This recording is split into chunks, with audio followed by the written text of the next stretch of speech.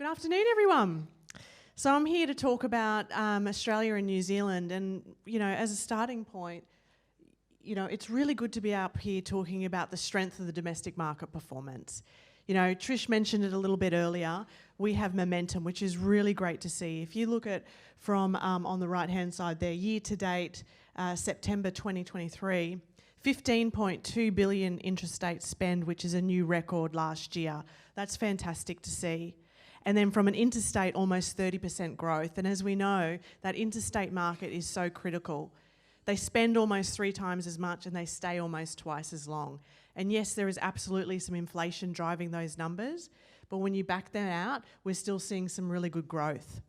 And then on the visitation side, we are seeing a little bit of normalisation as we spoke about in regards to interstate.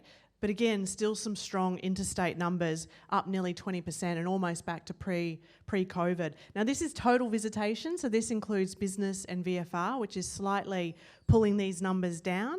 If we looked at just holiday, we grew 3%, and I think that was being driven by interstate. So really good to see, and it is good to know that we're standing up here and we're starting 2024 with some momentum behind us. And that's reflected in the aviation, where Queensland is outpacing Australia from a recovery point of view. Queensland at the moment is 110% versus Australia being at 105. So some really good numbers there. And from a marketing point of view, what we've done to help drive that is really increase the frequency of our trade and aviation campaigns. The team tell me that pre-COVID we used to do 4 to 6 a year. Last year we did 24, which was fantastic. We've done 8 dedicated recovery campaigns, some of them obviously within this region as well. We had a record-breaking campaign with Virgin and our first ever Bonza and Rex campaign. And in fact, Unmissable Deals campaign, which launched in February, has already driven in 1 month 40,000 leads from our website to industry. So it's just a reflection that, yes, cost of living is creating pressure, and that's not going to go away anytime soon, but it's also creating some opportunities to provide value, and not all of that is always the lowest price. As we know, that does matter sometimes, but it's also about providing a value experience and giving people more for their money from an experience point of view. From a PR point of view, this is a big focus for us, and I think a lot of what we heard this earlier today from Anthony, even Trish, and from myself is talking about deeper destination stories. PR is an important lever, as you guys know, and we work quite collaboratively with you on that. Almost 24 million in PR and 19 media for Mills, which is really strong. And we wanted this to continue to work with you on how do we promote that. And actually, obviously the announcement around Bluey's World here in Brisbane was a phenomenal spike on that. So it contributed to a significant amount of that value, which was great. The other piece is content, just switching gears a little bit here. Over the last couple of months, I do get asked quite a lot, how do we work with TEQ marketing? How do we make sure that we are doing what we can to set ourselves up to be promoted on your website, editorial, PR? And I'm here to say that we are content hungry. Our role is to make sure all of our assets from website, social, email reflect the depth and breadth and diversity of our state and reflect all of our stories. So we want to know what is big, new, different, important for all of you, so we can make sure that we get behind it. And how to do that is really, really easy. Firstly, just tag @Queensland.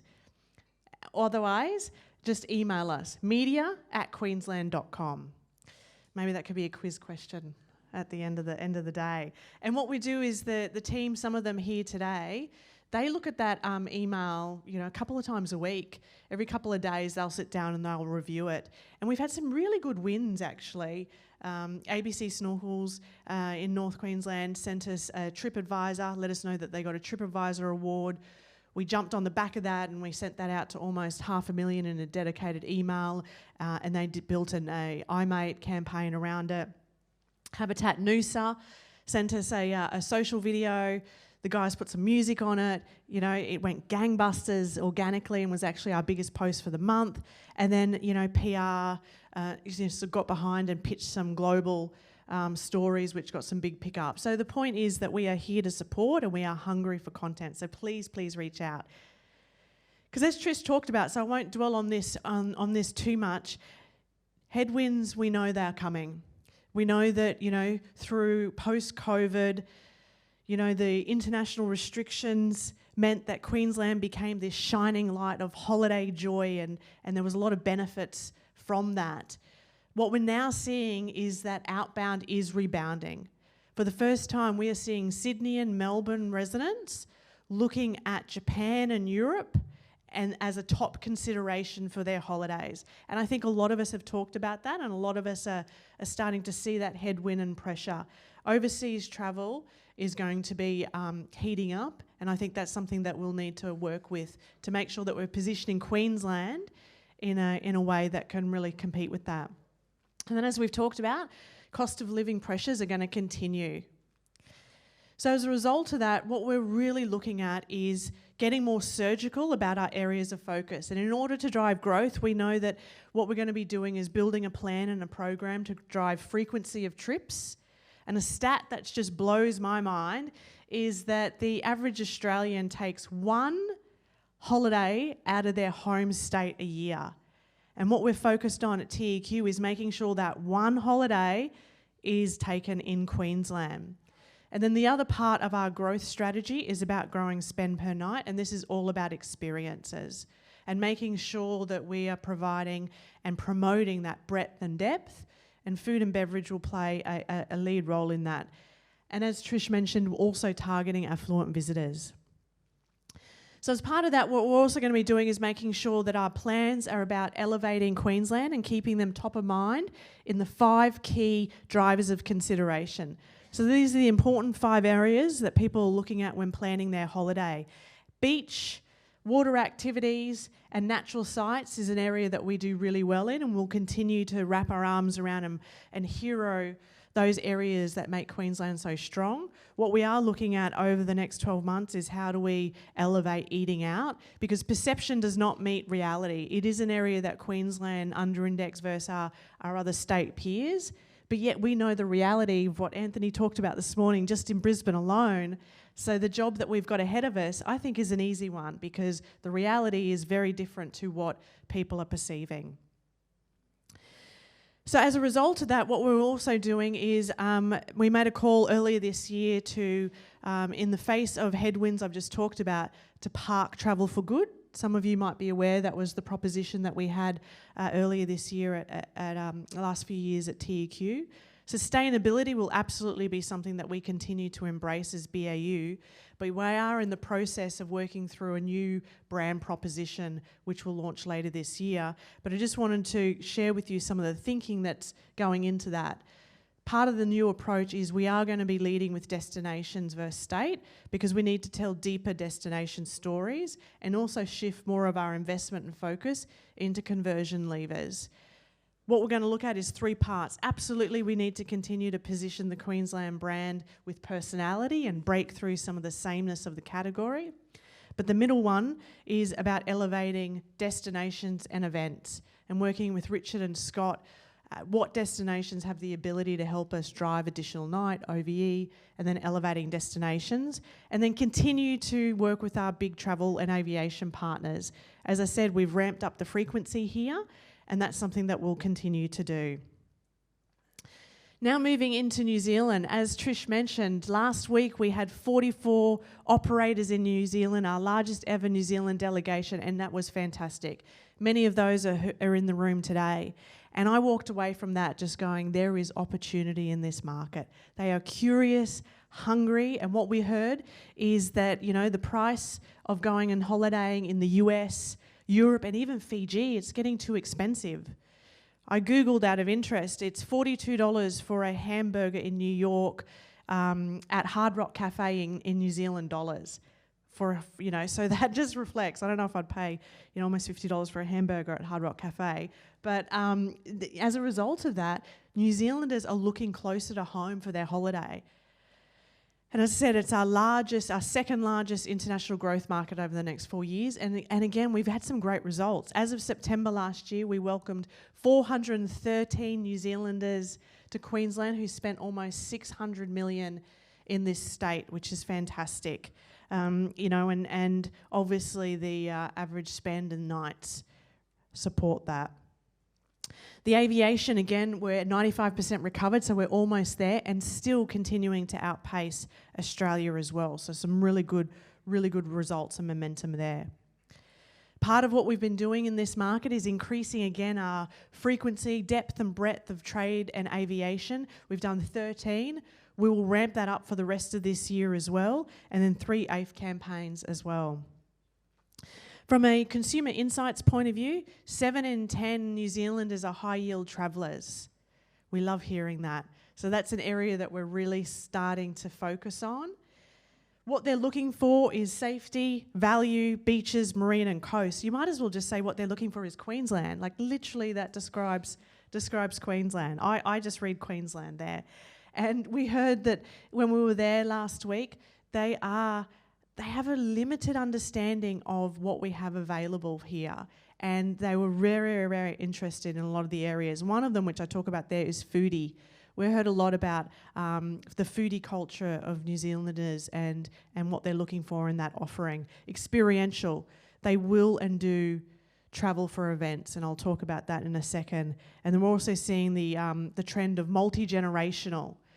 Mum, dad, grandparents, kids all travelling together as well. Sydney currently tops their unprompted most desirable destination list, with Gold Coast being number 2.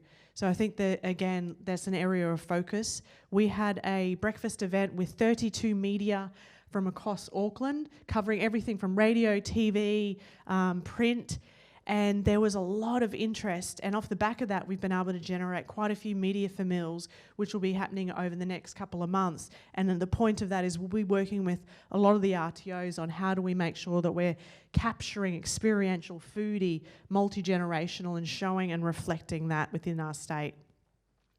The other thing is we know they travel for events. We see it in Magic Round. And there's a lot of opportunity to look at how we're packaging up and promoting events, particularly cultural events. I think we're quite well known within New Zealand for the sporting events, the endurance events. I think there's a big opportunity for even things like Beauty and the Beast. There was a lot of interest actually just around a lot of the cultural moments that we have here. And last but not least, the global marketing calendar. And I think my message here is the great thing is I stand up here today, the best is yet to come. We know that there is headwinds coming, but the bulk of our investment is yet to come, and that's a really good position to be in, to know that we're facing cost of living pressures. We're facing increasing competitive activity, with Sydney and Melbourne and attracting that interstate visitation, let alone global. But the good thing is that the biggest activity we have is yet to come. Now, what we'll do is we'll share this in more detail over the next couple of months, but just to give you a bit of a heads up, we have our first big global campaign since pre-COVID launching in June. We're going to go after families quite heavily in that, and that is global. That is something that we're building to appeal to all the major growth markets that we have, as well as obviously a big play domestically. October and November is going to be about conversion. And we've already started talking to our trade and aviation partners, giving them a heads up to say, we want some big ideas. We really want your support in helping us, bring that summer holiday traveller in earlier. And then we'll have our new brand campaign launch at the end of the year. Then very keen to continue to work with Richard, and we've been working with Scott's team on making sure that we are cherry picking the events calendar and looking at what events have the ability to help us get an additional night or drive additional yield, and we're increasing our investment and support around the events calendar.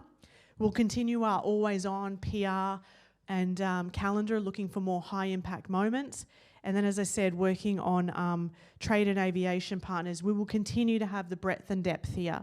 And I think that's what we've seen work so successfully over the last year, is having that broad breadth and depth of trade and aviation. And I think the very last point I'll make on that, the feedback I've heard is we need to know this. We need to know this earlier. If we really want to get behind you, we need to know what you're doing earlier. And our commitment to you is that we're going to try and deliver on that. We really are going to try for the back end of the year, give you more insight earlier on so you can get behind these campaigns and help us make them big. That's it for me.